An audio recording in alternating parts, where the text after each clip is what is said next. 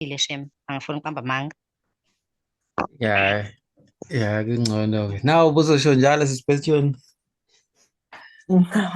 Hayi, not really. Esho kanje Not kwenza really. inyani. Hayi, Um, ikhante elidala mina ngihlezi ngihlomile ngoZoom. No oh, Telegram. hhayi-ke.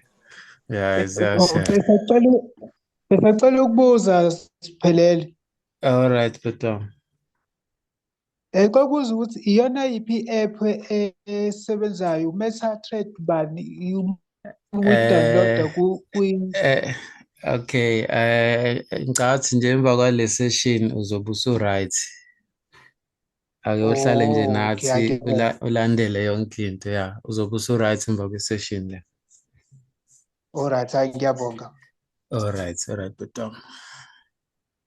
Eh, Ngiyabona abantu bangena kancane kodwa abantu yabathetha u-12 bona bafuna ukwenza u-half past 12. Uyabazi abantu nebantu time. So ngicabanga ukuthi mina ngizoqala manje. It's 3 minutes past 12. So I think that's enough to just press ujoin bese ufaka ama-details. So yeah. Ake ngiqale. So asiqale la njengoba kade eshilo-ke umfowethu lo, mina igama lami kahle hle uSiphelele. Lelo Zulu Trader igama elifana nelabaculi lase-stage la ko-social media kanjalo yabo. Igama lami mina uSiphelele. Eh and futhi njengoba sizobe sifunda ndawonye, angimdala ngaleyo ndlela mina. Angiyena or noma umnumzane noma umphathi noma u-admin noma ubani no.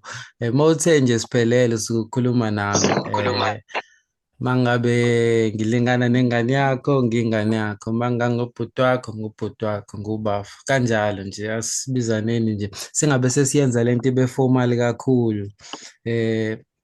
Iskili nje lesi esincane sokuyiphilisa, ungashodi ngemali yokugibela, ungashodi ngedatha ne-airtime, yabo lezi iy'mali ey'ncane kodwa eziwenzayo umehluko empilweni yakho ngoba manje thole ukuthi udinga ukwenza something ebalulekile ngempela, mhlawumbe kumele uye edrobheni uyokwenza something and mawuthi ayibo imali yokugibela ayikho, angithi uyabo ukuthi kungama izinto ey'ningi nje ngemali yokugibela kuphela.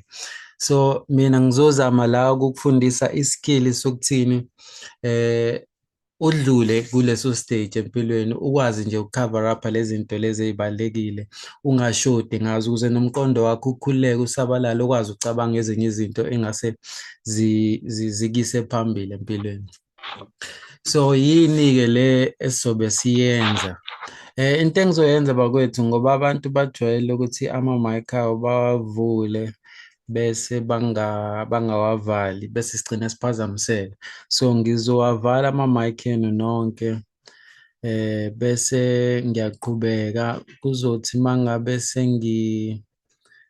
senginitetela nibuza ama-question bese ngiyawavula-ke ukuze manje singaphazamiseki ngemisindo engemuva ebantwini. Alright, so yini-ke le ndlela engikhuluma ngayo? Well, I'm sure abanye benu babone lama-video ami angachazi, abanye bawabonile lawa avezayo ukuthi kahle hle wenzani vele uSiphelele, noma uZulu Trader ngoba ubungakazi ukuthi igama lami uSiphelele. So into engiyenzayo othi ngikukhombise la, okay, nansi into engiyenzayo. Senza lento le ebizwa ngokuthi i-trading. Kodwa le eyami engizokukhombisa yona, mhlampe ubungakaze uyibone ngoba ayixhaphakile, ayijwayelekile, ngobani ihlukile kunale ndlela le eniyaziyo. Le ibizwa nge-binary options thina. So umuntu uma ekubuza ukuthi wena utraderani, uzomtshela ukuthi ngi-trade ama-binary options ngoba noma uthi nje ngi-trade i-binary. Ngoba ngithi ahlukene indlela zokutrade, khona uzothi ngitrade ama-shares, khona uzothi ngitrade i-forex, wena uthi ngitrade i-binary. It's one and the same thing, kuyikona ukuthi kuba nezinto ey'ncane ezenza umehluko, angithi uyabo. So i-binary isebenza kanjani-ke mhlawumbe ngikunike i-idea or noma before singene lapho ake ngichaze nje ama-class just abantu ba-understand ukuthi sizobe senzani before ngiye deep ukuthi lento izosebenza kanjani vele. So indlela esebenza ngayo-ke lama-class lawo ngiwa-arrange ngale ndlela ukuthi kahle hle namhlanje usuku lokuthi siyaqala officially nabantu asebe-ready ngoba lama-session lawa njengaleli class engilenzayo leli iklasi le-introduction elikususa from ungazi nokuthi kukhulunywa ngani likwenze ube ne-clue wazi ukuthi okay ukuze ngingene kumele ngenzeni ukuze kahle hle kwenziwane futhi kuzobe kufundwane nini kanjani. So leli klasi leli elalokho and then sizoba nelinye-ke ngo-5 kodwa akuselona elenu sengizokwenza iklasi elilodwa ngosuku le-introduction bengenza awu-2 up until namhlanje. Bengifike ngenze elamanje ngo-12 bese ngenze elinye ngo-5 ntambama. Leli la ngo-5 ntambama-ke akusalona le-introduction sekwelalaba esebenze yonke into le engizokuchazela kodwa nawe uma ufuna ukujoyina ukuthi wenza njani. So leli class la ngo-5 sekwelalabo bantu kuphela sikhona igroup esesicreate-ile ngoba bakhona sebekwenze konke. So yeah azohamba kanjalo-ke amaklasi emini ngizobe ngenza nje iklasi elikanje for abantu abasafika egroupini abangazi ukuthi kwenziwane and then ntambama sesiyaqala siyatrade siyafunda senza yonke into nalaba asebenzile. So ake sithi-ke mhlampe uthi mhlawumbe usuyibonile lento ukuthi isebenza kanjani uthi mhlawumbe u-interested nawe ufuna emva kwale session ufuna nawe ukurejista wenze yonke into yini ozoyenza. So into ozoyenza-ke i-simple ngizofaka ilink lapha egroupini ku-Telegram nalapha ku-WhatsApp for labantu abangakangeni ku-Telegram. By the way ngicela ningene ku-Telegram ngoba u-Telegram wona obalulekile ngokuthi just ngikunike i-idea nje u-Telegram indlela osebenza ngayo. Mangabe ungena yabo nje lama message lawa akhona kumanje egroupini uzowafica wena mangase ungene ku-Telegram kodwa mangase ungangeni manje ku-Telegram ulinde mhlambe kube ikusasa nalawa awanamhlanje uzofika kusasa ungene wena uwafice. Kanti uWhatsApp kumele ukuthi njalo mangena umuntu omusha ngiwasende kabusha ama-message uma ukuthi mhlambe kade ngisende ilink yokurejista and then mhlambe sengiyabuya emva kwe-hour sekukhona abantu abawu-10 abasha abangenile abayiboni bona leyo link ngoba ngiyisende bengakangeni so sekumele ngiphinde ngibasendele. Kanti uTelegram awunjalo, uTelegram usenda once into and wonke umuntu ufika ayithole into enjalo. So for that reason ngisebenzisa uTelegram for zonke lezi zinto ukuze abantu babe kwi-page elilodwa. Okay sharp. Okay ake sithi-ke kwenza isebenza kanjani-ke yonke lento umuntu uregister kanjani nani. So into engiyenzile for ukuthi ama-class abe free because lento into engiyenzayo vele but for abanye abantu bakwamanye amazwe ngoba lento idumile kwamanye amazwe kuyikona semzansi. Uyazi-ke emzansi izinto ey'ningi sihlezi siza ngemuva noma singayinaki up until sibone kwamanye amazwe. So manje bese ngifuna indlela yokuthi ngiyifake nala emzansi abantu bayibone le opportunity abathandayo bayisebenzise. So ngase ngicreate i-account ku-TikTok engathi nje strictly le ngizoyenza nje kube eyesiZulu yonke into ngizama ukuyichaza ngesiZulu ingakho igama lethi Zulu Trader ngizama ukuyibeka nje yonke into ngendlela ngolimi lwethu no wonke umuntu azokwazi ukuyi-understand. So nale trading vele siyenzayo ayikho complicated ngaleyo ndlela, i-simple and ngizozama futhi ukuyenza futhi ibe even more simpler ukuze uyi-understand kalula. So ake sithi-ke ufuna ukujoyina kuzokwenzenjani. Ngizofaka i-link emva kwale session lapha kwama-groups womabili, bese wena uklikha leyo link izokuyisa kwi-website la uzobona khona indawo yokufaka i-email nendawo yokufaka i-password. U-create i-email yakho, ufake i-password yakho, uklikhe u-register noma u-sign up or u-get started. Then lapho izobe isiyenza njani? Izobe isiya-create-eka ke account yakho usuwomunye wabantu nama-account okutrader bese uyangena online kuyona le nawe izokuletha kwi-platform le kanje njengale oyibonayo manje. Ungathuki kodwa manje ukuthi kwenzakalani, yonke lento ngiyazi izokuthusa u-understand zonke izinto ziyamova. Iyona into engizobe ngikufundisa yona vele le, so ukhululeke ngalokho. Othi ngichazeleke, so okwakho ukuthi mhlawumbe ngichazele ukuthi la maklasi afree kanjani yabo, just ngibe honest nje njengomuntu efa. So indlela engiyenze ngayo ukuthi abe free ngoba ngiyazi abantu abaningi abanayo imali, so for la maklasi lawa I'm sure mhlambe omunye oseke wazama ukungena kwamaklasi e-trading abiza ama-1,000 yabo.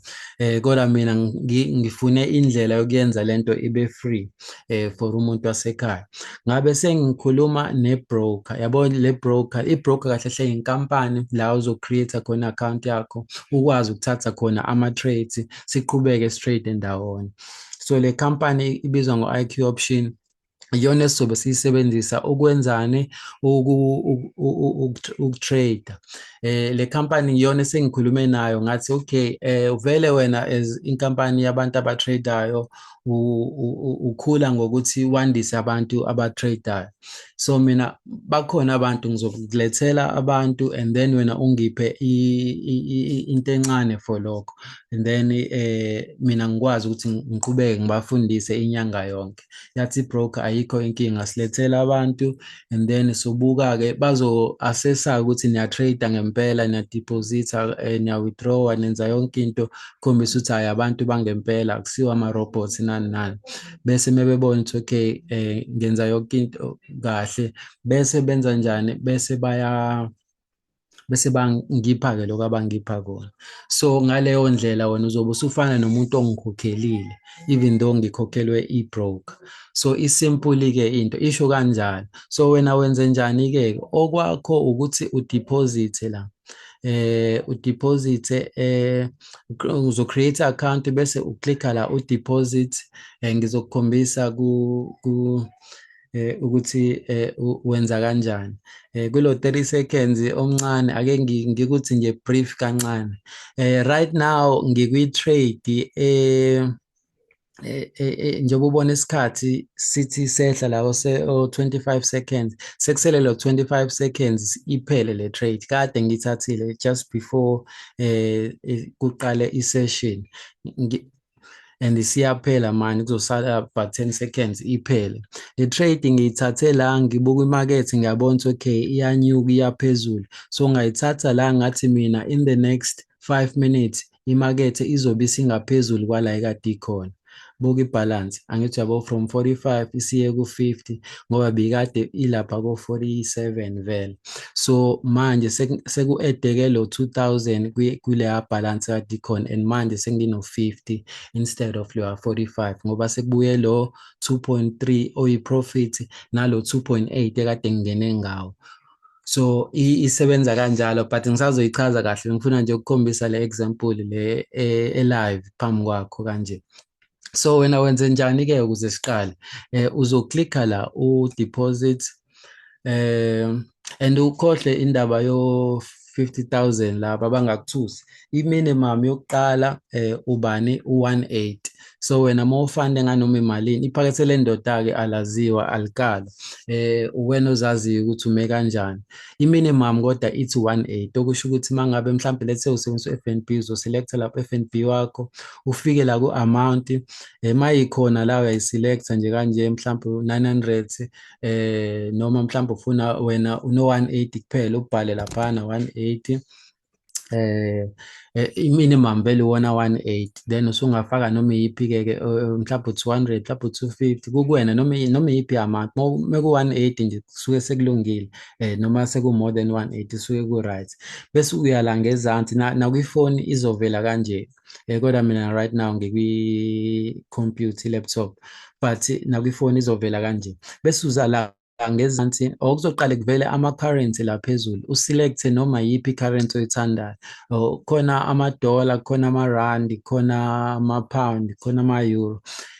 Eyokuthi nje la i-amount yakho or imali yakho ufuna ivele ngayiphi i-currency, njengokuthi yabo lo 180 lo ulingana no-$10, yabo. So wena mangabe usebenzise amadola, mawukhethe amadola, shuthi i-account yakho yonke into izobe ikhuluma ngamadola. So uma umuntu owa-understand-ayo amadola yenze kanjalo, uma ukuthi awa-understand uzoselecta urandi bese siyaqhubeka, ufake i-amount la, and then emva kwalokho bese sorry, la uzofika ukhethe nje noma iyiphi indlela yokudeposit.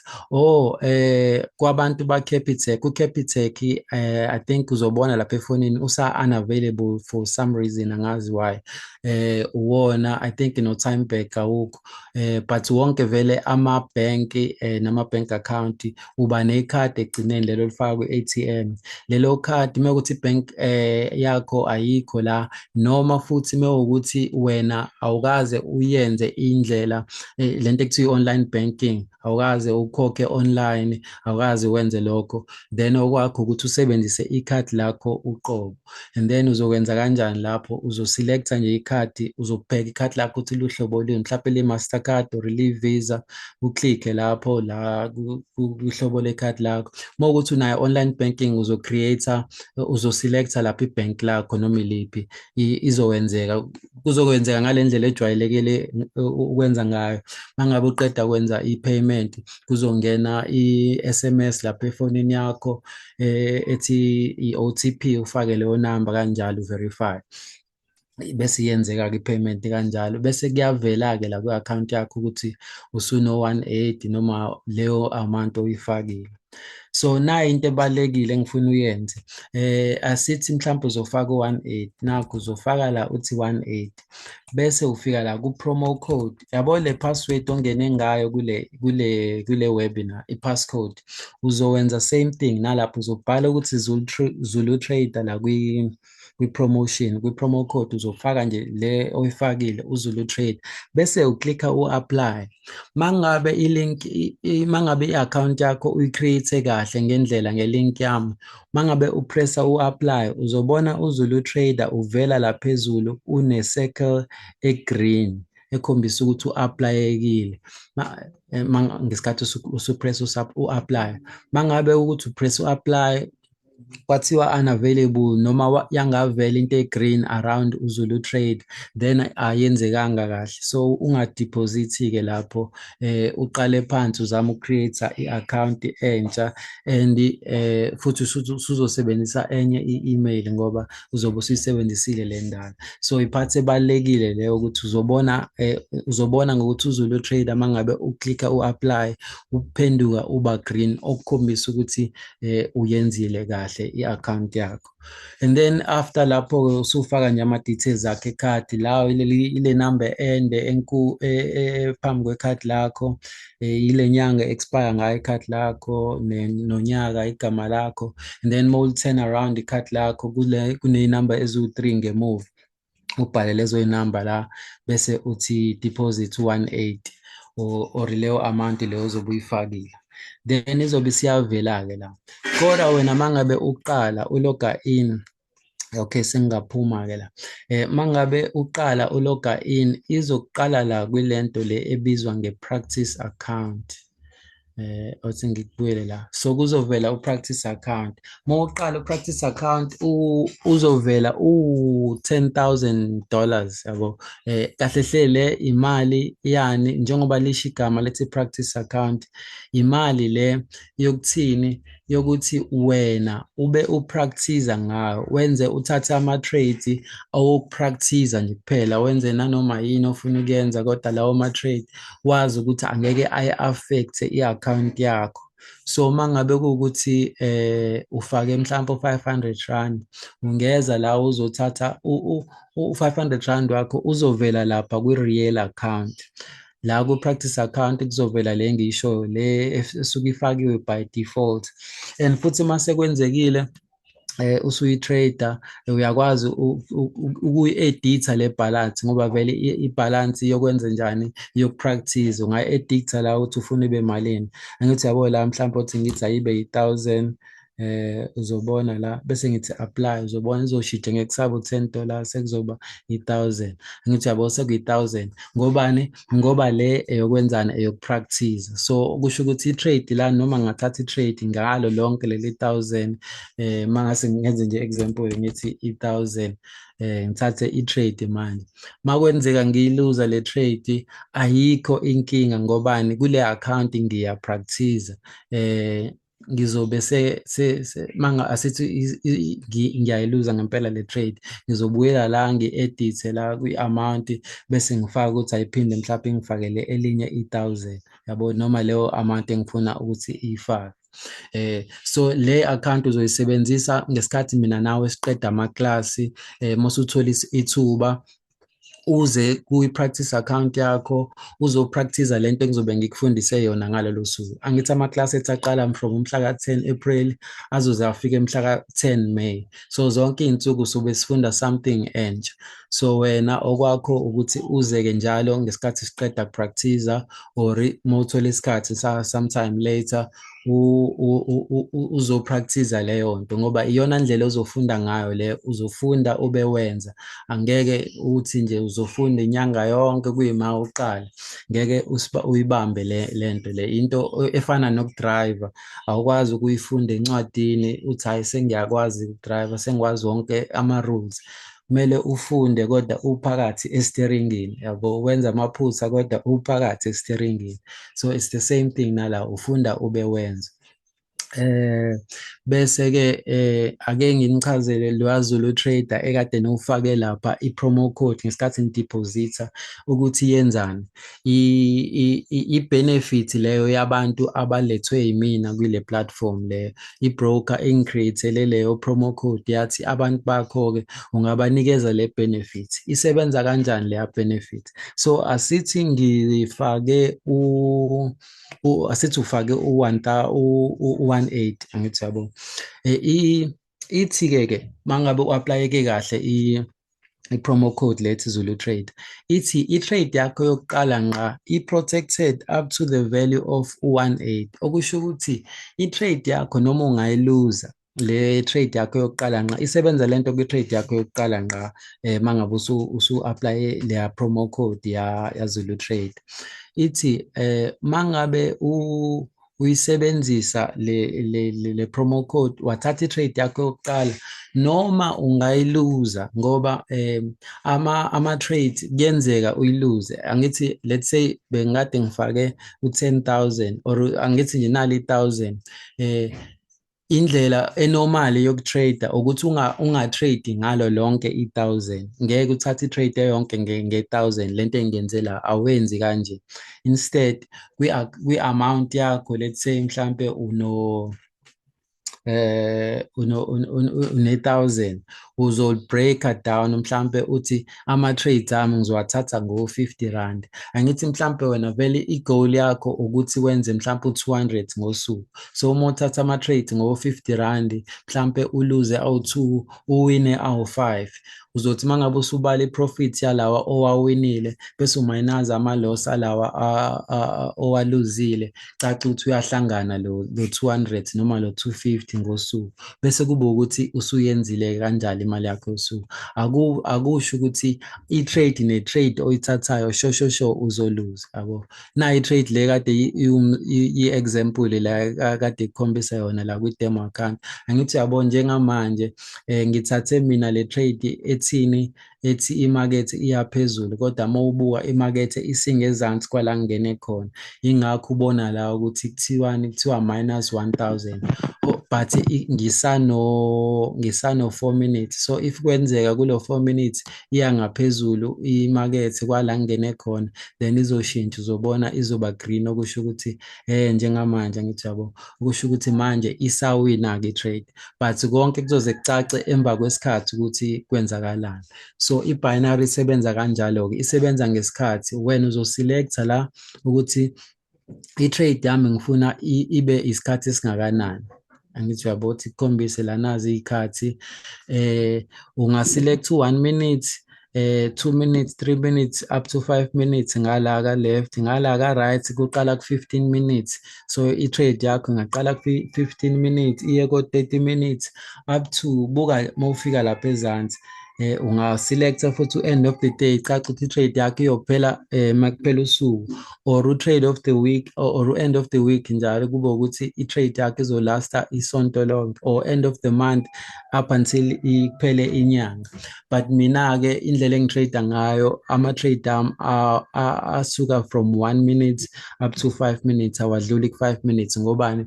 Ngisuke vele mina ngine-target yosuku, ngisuke ngifuna ukwenza i-amount ethile ngosuku, angithi yabo. So ama-trade ami ayashesha-ke, alasta from 1 minute all the way to 5 minutes, kuzodependa, but ngizonifundisa yonke leyo nto, ama-technicalities nje.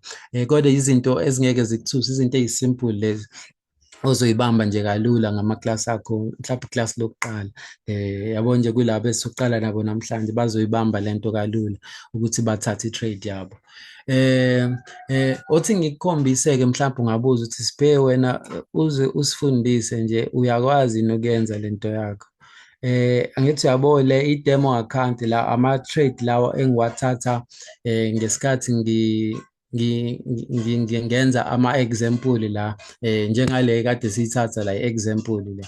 Kodwa uma ngabe ngiyi-analyzele mina, ngiyithathele i-trade yami kwi-real account, ngingena ngala ku-real account, othi sibuyele khona, bese ngibuyela ngala ku-real account. So sekuzovela, oh by the way, angithi uyawubona umehluko we-real account ne-demo account. I-practice account ivela ngo-orange laphana, and yona yama-dollar, i-currency yakhona awukwazi ukuyishintsha. Kodwa le ku-real account wena uzokwazi ukuyishintsha uma ngabe usuwenza i-deposit yakho yokuqala. So nanka-ke ama-trades ami mina, angithi uyabo avela ngamarandi. Angithi uyabona ukuthi awawini wonke ama-trade. Yabo nje la -1,650 i-trade engiyiluzile leyo, yabo. Kodwa nanke engiwawinile, nabo 2,000, nabo 1,000. Funa ukukhombisa nje ubone ukuthi ayawineka wona impela, kodwa futhi ayaba khona nama-loss. Nanka nama-loss o-200 laba, nangu 800 i-loss. Kodwa lawa green ngisuke ngiwawinile, yabo. Okubalulekile ukuthi wena at the end of the day, noma at the end of the week, ama-trades owawinile kube yiwona amaningi kunalawa owaluzile. That's how you make money kwileli business le-trading. Ama-losses azoba khona, showcase ngalapho ungakuthusi nje ukuthi i-loss uzoyenza. Ngobani? Imakethe ihlezi move up and down, so kufana nokuthi thina siyagesa ukuthi izonze njani in the next 5 minutes, but ugcina usune-strategy. Ngizokufundisa ama-rules nayo yonke into azokwenza ukuthi ukwazi ukupredicta kangconywana, ungafani nomuntu ozivele wagesa nje ukuthi hayi izowehla noma izonyuka na. So yeah, isho njalo indaba. Ake nginike ithuba-ke lokuthi nibuze ama-questions for the next 10 minutes, bese singena lapha egroupini ku-Telegram naku-WhatsApp-ke. Ngizocela ukuthi at the end of i-session le nisebenzise ama-voice notes amafishane, niwafake lapha egroupini imibuzo yenu, nenzele ukuthi kungenzeka ubuze umbuzo kanti nomunye umuntu ufuna ukubuza the same thing. So uma ngabe ngiphendula wena, naye uzophenduleka, ngithi uyayibona into kanjalo. So nizobe nisizana, so nawe walalele imibuzo yabanye abantu, ngoba ngenzeka lo mbuzo ufuna ukubuza usuvele usubuziwe nempendulo isikhona, ugcina usizakala nawe kanjalo. So yeah, sizowenza kanjalo, kodwa kwamanje anginike ithuba nje lembuzo emibili emithathu khona sisela and then sesoqhubeka egroupini. Nabanye-ke sebekhona-ke egroupini asebenzile nje kade ngisho ukuthi siyaqala nabanye namhlanje. Khona sebeyenze yonke i-process asebewaziyo namaphutha ayenziwayo mangabe uregister noma wenzani bayazi kumele niwagweme kanjani nani nani. So bakhona nabo abazokulekelela nawe futhi mangabe usungenile wa-understand-a yonke into mekufika abantu abasha nawe ngiyacetha ubalekelele lapho ngoba sosizana nje ngaleyo ndlela. Nami ngingedwa angikwazi ukuthi ngisize inqwaba yabani mase nginivezele u-TikTok wami ukuthi kunabantu abangaki abasalinde ngibaphendule and angisitholi isikhathi but ngisazozama yabo.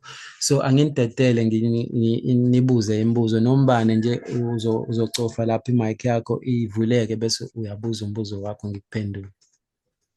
Okay, ngicela ukubuza mina nginemibuzo nje emibili. Yebo sisi. Owokuqala ama-bank account lawa le option eyekhadi ukuthi you give out ama-card details wakho. Does it work-ke yona-ke for Capitec or Time Bank? Yes. If you're gonna give out ama-card details. Yes, kahle hle vele wonke ama-bank But asebenzisa if you ama-card. have, Yes. yeah, If but you if you have it online, then Yeah. you can select your own bank. Yes. As option. Thank you. Okay, Injalo all right. impela, Question injalo number impela. two. Question number two. Ilokhunjana i-link ubuthe uzoyisenda la noma on group eyocreate i-app. Ngizoyifaka nje egroupini as soon as ngiqeda mesiqeda nje le meeting le ngizoyifaka egroupini. Okay. Just last question. Uthe uneclass eliqala namhlanje ntambama, right? Laba abantu asebenze yonke into. Yes. Then when is the next actual class ngaphandle kwaleli osazodila nalo manje? Leli elizoba kanje lele introduction kanje. No, leli elabantu asebeqedile. Lelo lizoba zonke insuku ngo-5.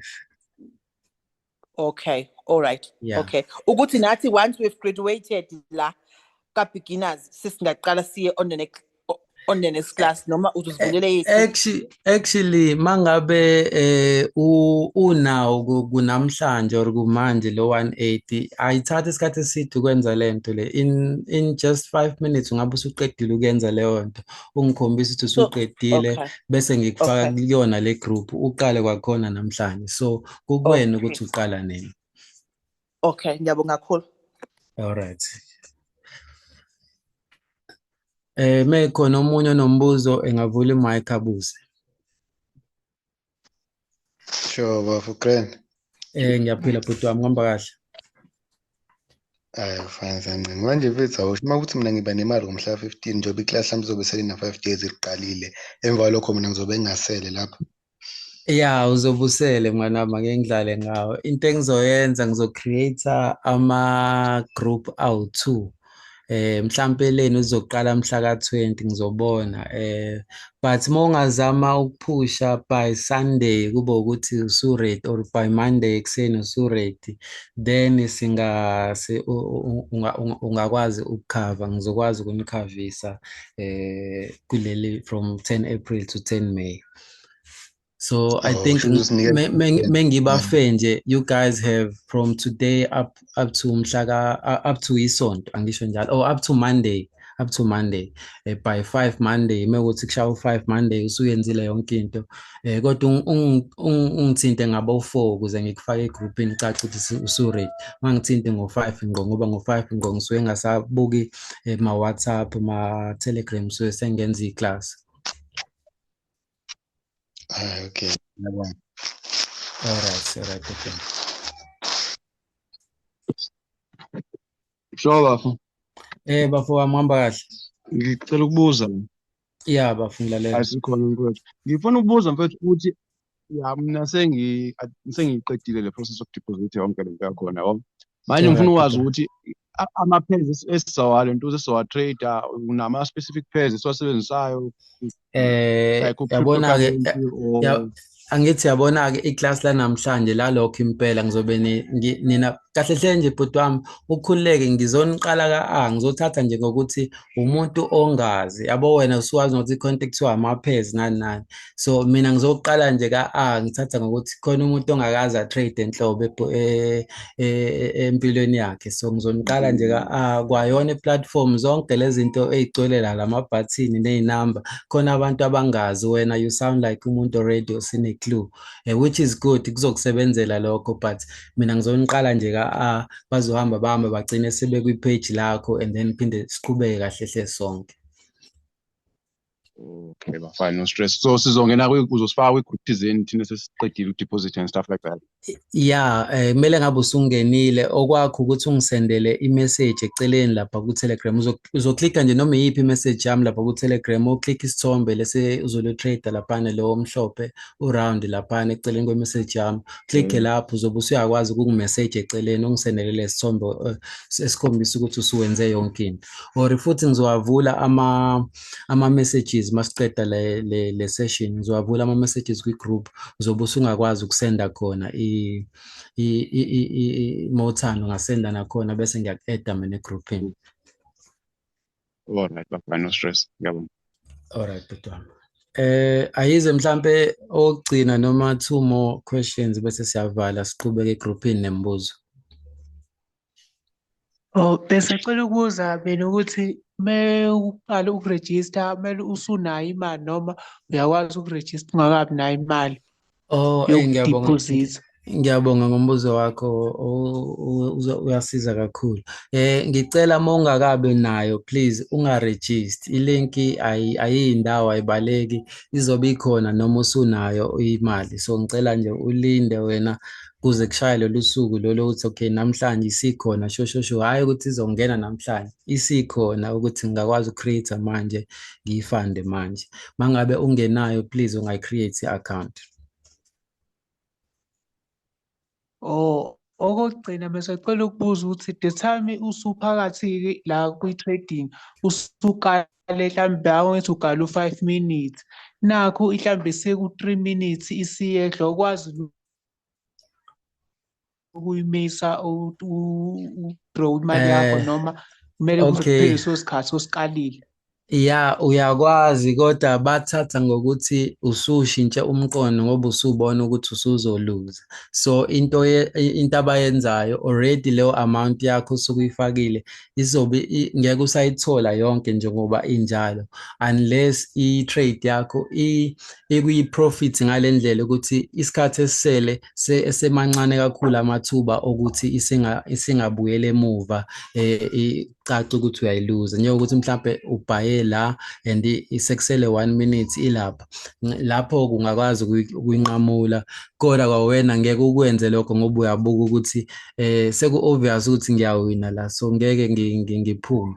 So kahle hle nje isikhathi suke sekuwukuthi usuyinikelile ukuthi ngalesikhathi ngiriska imali engaka and for the next 5 minutes ngizolinda or 1 minute ngizolinda ngibone ukuthi kwenzakalani but uyakwazi ukuyinqamula bhuti wami. Oh, alright, ngiyabonga. Alright, bengicela-ke thina abanye-ke siqhubeke egroupini uzosenda nje i-voice note nizame ukwenza abemafishane bafethu ama-voice note ufake nje i-voice note uyifake lapha egroupini ngizowavula ama-message ngizoyisenda futhi i-link. Ya ake ngibonge-ke bafethu so hlangana egroupini-ke. Siyabonga nathi. Alright, sibonge siswami.